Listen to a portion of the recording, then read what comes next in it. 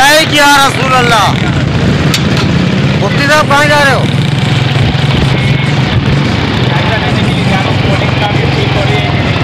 कौन से पोलिंग पे?